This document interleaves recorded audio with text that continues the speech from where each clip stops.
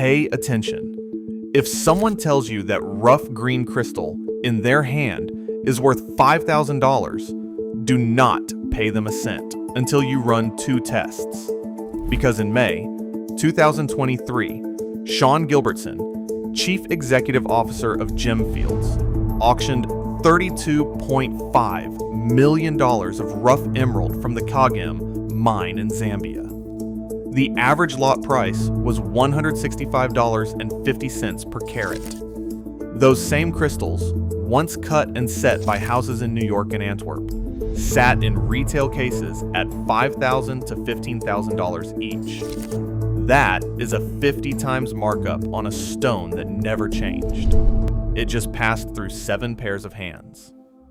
By the end of this video, you will know the real mine gate price of every major gemstone across 6 tiers, from $1 per kilogram bulk quartz to over $1 million per carat. Top Alexandrite rough, and you will be able to confirm what you are holding using 2 named field tests: the hydrostatic specific gravity test and the Chelsea filter test. For the specific gravity test, you need a $15 Fusion digital pocket scale from Amazon and a cup of distilled water.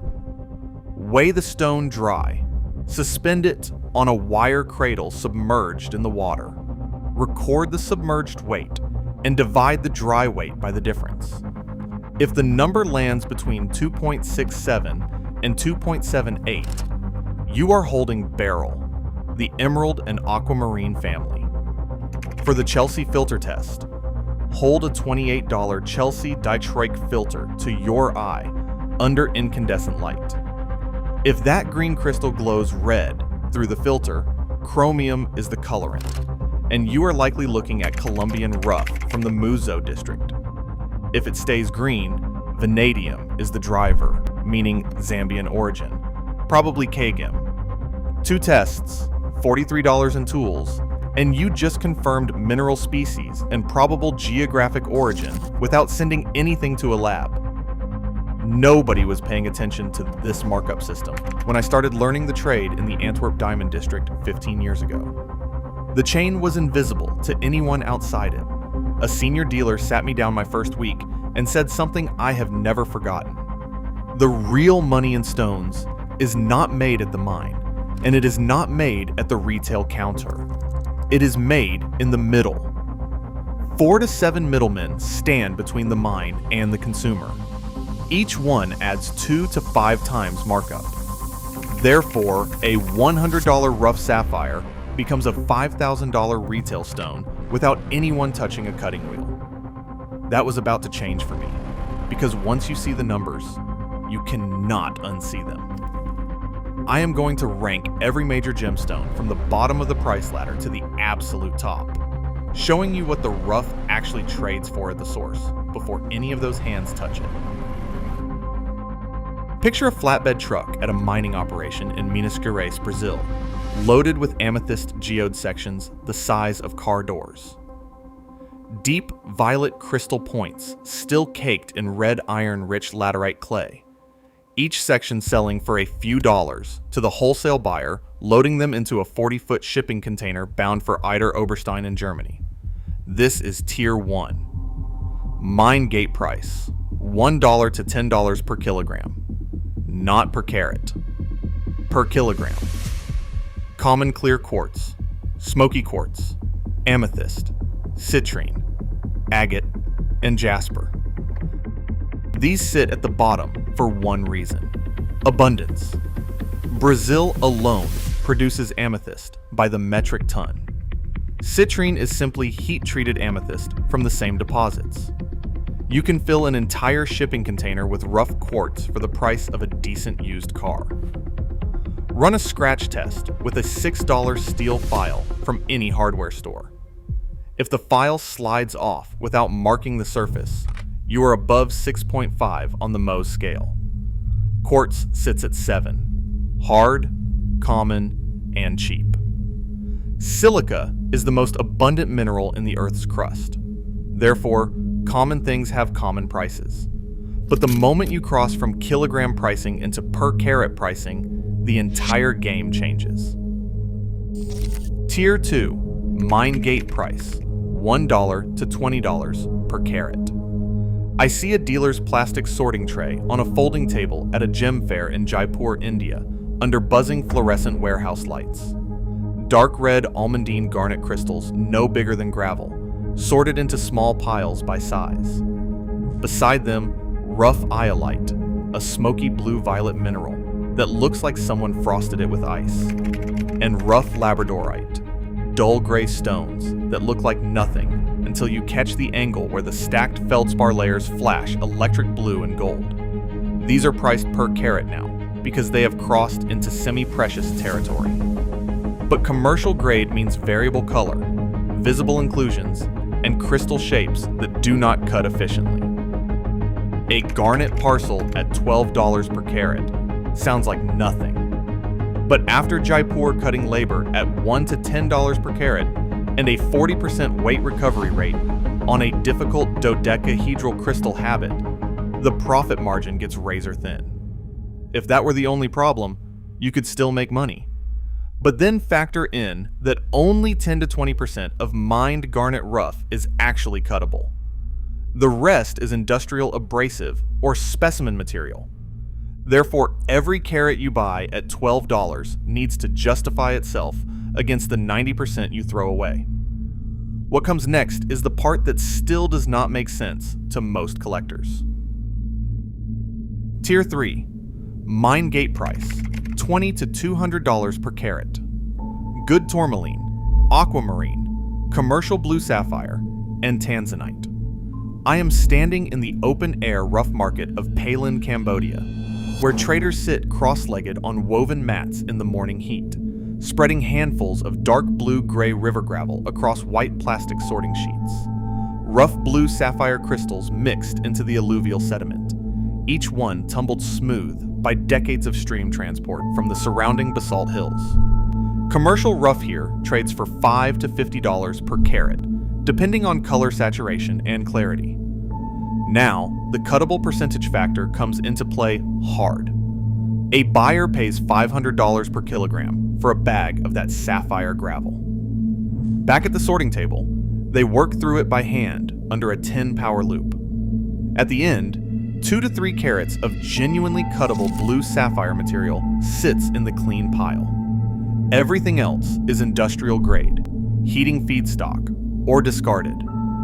Those 2 to 3 cuttable carats, once faceted in Bangkok, are worth $200 to $500 each. The math works, but only because the buyer knows exactly what they are looking at before they commit.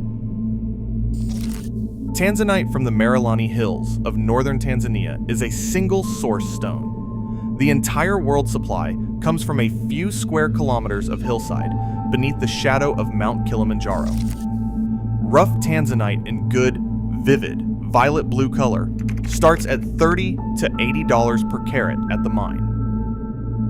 The recovery rate after cutting runs 30 to 40%. Therefore, a $50 parcel needs to yield stones worth at least $150 cut, just to cover the cutting cost alone.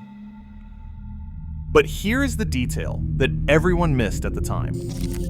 The stones in the next tier are not just expensive. They are soaked in blood. From the early 1970s through the 1990s, the emerald mines of Muso and Cuscuez in the Colombian Andes were not just mines.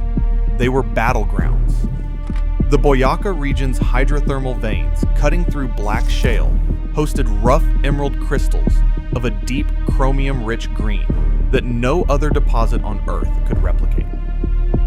Victor Carranza, known as the Emerald Czar, built private armies to control access to those veins. Gilberto Molina controlled another faction. Drug cartel money poured in through Gonzalo Rodriguez Gacha of the Medellin cartel, who saw the emerald trade as both revenue and a laundering vehicle. The violence peaked on February 27, 1989, when Gilberto Molina was assassinated at his own ranch along with 18 other men. By the time a peace agreement was brokered in 1991, between 3,000 and 6,000 people had died in what Colombians call the Emerald Wars. The trade was worth $800 million a year, most stones leaving as contraband. No taxes, no provenance. The Carranza family's net assets were estimated at $1 billion. This decision to look the other way on provenance seemed small at the time. It was not. Therefore, when you hold a Colombian emerald today and someone says it is conflict-free, you are right to ask how they know that. If you want more field guides like this, exact pricing benchmarks for evaluating rough material, and the specific tools I use when assessing a parcel in the field, subscribe to the channel right now. More is coming. But what happened next in the ranking made everything before it look simple. Tier 4, Mine Gate Price, $200 to $2,000 per carat. Fine Sapphire, Early Paraiba Tourmaline, Savurite Garnet, and Spinel. Here's where that 50 times markup I mentioned plays out, step by step. A fine blue sapphire from Ratnapura, Sri Lanka trades at $100 per carat at the mine gate. A broker buys it and ships it to Bangkok. Cutting labor runs $2 to $15 per carat. The stone retains 35 to 45% of its weight after faceting. The Bangkok cutter sells the finished stone for $300 per carat. A wholesaler takes it to $900. A New York retailer prices it at $2,500. A branded jeweler on Fifth Avenue puts it at $5,000 and above. That is not a typo, by the way. 50 times from mine to glass case. Therefore, any buyer evaluating fine sapphire rough at $200 per carat needs to account for all of it before committing. Spinel from the Mogok mines of Myanmar, or the Mahenge fields of Tanzania, is one of the most undervalued stones in this tier. Hard red Spinel, rough in fine vivid color, trades at $200 to $800 per carat at mine level. Yet cut Spinel of equivalent color to ruby sells for $1,500 to $3,000 at retail. The markup chain is shorter and less scrutinized than ruby. That is one reason specialists have been quietly accumulating it for years. Most people never heard about the next tier, and there is a reason for that. Tier 5, Mine Gate Price, $2,000 to $50,000 per carat. Fine ruby, fine emerald, fine Alexandrite, and top Paraiba tourmaline. Myanmar's Mogok stone tract sits inside a belt of marble-hosted corundum deposits about 100 kilometers north of Mandalay. The pigeon blood color that defines the finest Mogok rubies comes from trace chromium in the marble host rock, combined with unusually low iron content. No other deposit replicates it consistently, but the mines are controlled by the Myanmar military. The United Nations has accused that military of genocide. The United States, Canada, and the European Union have all imposed sanctions on Burmese gemstones. Cartier stopped selling Burmese rubies in December 2017. Harry Winston followed in 2021. And yet, rough continues flowing through Thai trading routes, relabeled and sold without origin disclosure. If you are wondering how that is even legal, so is everyone else. For fine emerald, the Gemfields Kagam auction in 2023 recorded a high-grade rough average of $165.50 per carat. Those same carats, once cut and set, appear at $5,000 to $15,000 each at retail. And no, I am not making that up. There is one stone I have not mentioned yet. A stone whose rough price scrapes the ceiling of what any mineral can be worth per gram. That stone is coming, and somehow the economics get even stranger from here. Tier 6, Mine Gate Price, $50,000 per carat to $1 million per carat and above. This is where the economics of rarity becomes something else entirely. Top unheated pigeon blood, ruby rough from the Mogok stone tract. At the Yangon Gem Emporium, where Myanmar's military government holds official tenders, and private buyers compete under fluorescent lights in rooms that smell of sweat and tension. Unheated mogok. Ruby rough of verified Pigeon blood color trades at $35,000 to $100,000 per carat.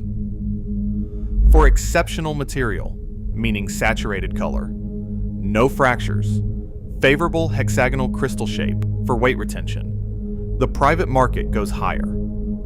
In recent private sales, tracked by Gem Laboratories in Geneva, exceptional pieces have exceeded $100,000 per carat in rough form, before a single facet has been touched.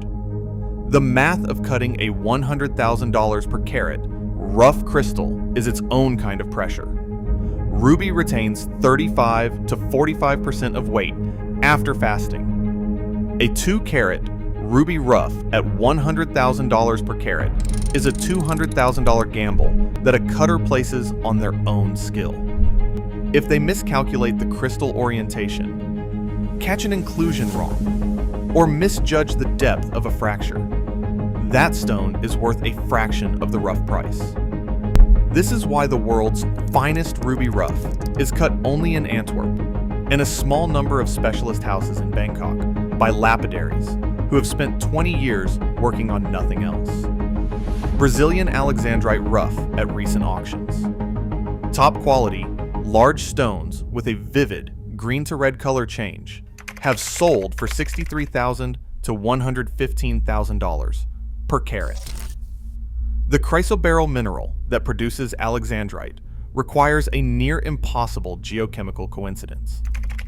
Beryllium-rich pegmatitic fluids intruding into chromium-bearing ultramafic host rock, all within a metamorphic pressure window of 500 to 650 degrees Celsius. When that happens, you get a stone that is emerald green in daylight and raspberry red under incandescent light. When it does not happen, you get ordinary chrysoberyl worth $50. The margin between fortune and nothing is measured in parts per million of chromium.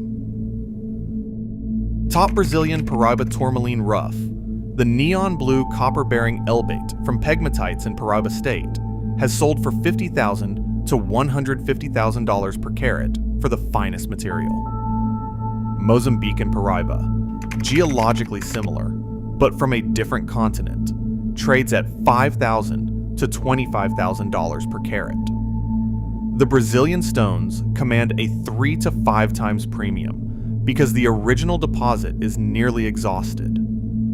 Fewer than a handful of carats per year emerge in top neon blue from the original Brazilian source. That piece of rough emerald from the beginning of this video. The muddy green hexagonal beryl crystal with visible fractures sitting in a palm on the Colombian hillsides above the Muso Valley. It might be worth $50 per carat, or it might be worth $5,000. The difference is not in the stone itself. It is in how much chromium saturated the beryl lattice during hydrothermal precipitation, how few fractures interrupted the crystal as it grew, and how skilled the cutter is who eventually puts it on the wheel. In the Antwerp district, there is a saying traders use when they pick up a parcel of rough and feel the weight of potential and risk at the same time. The stone knows what it is. You just have to learn to read it. Every gemstone in this video was in the ground before anyone assigned it a price. The ground does not care about markups. The middlemen do.